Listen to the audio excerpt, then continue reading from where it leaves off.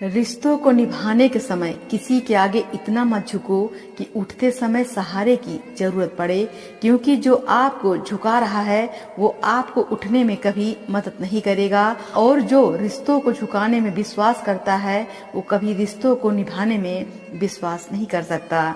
ऐसे रिश्तों को उनके हाल पर छोड़ देना या समय के प्रतिकूल जानकर शांत बैठ जाना ही अच्छा है। कोई अपना है या हम किसी के हों, क्या फर्क पड़ता है। अपना वही है जो हर हाल में आपको आगे बढ़ाता है। जो पीछे ढकेल रहा है वो कभी आपका नहीं हो सकता।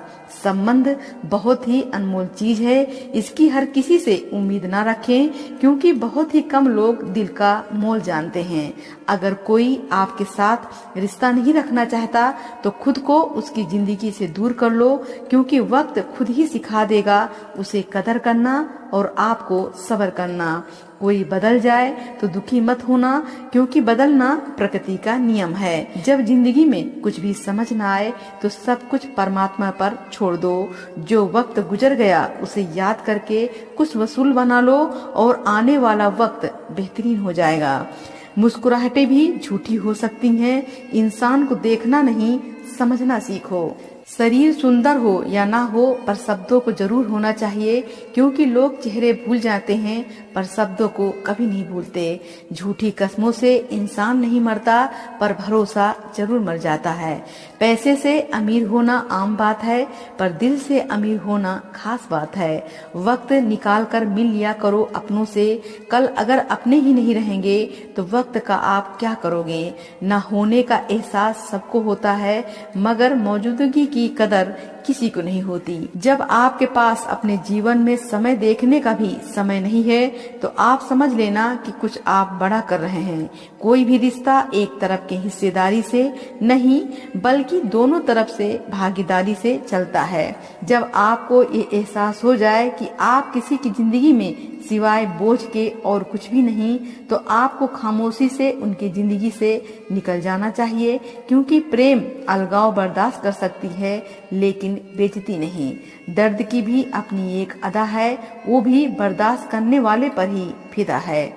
उम्र का ताल्लुकात सालों से नहीं होता। कई बार इंसान भरी जवानी में भी सदियों पुराना हो जाता है।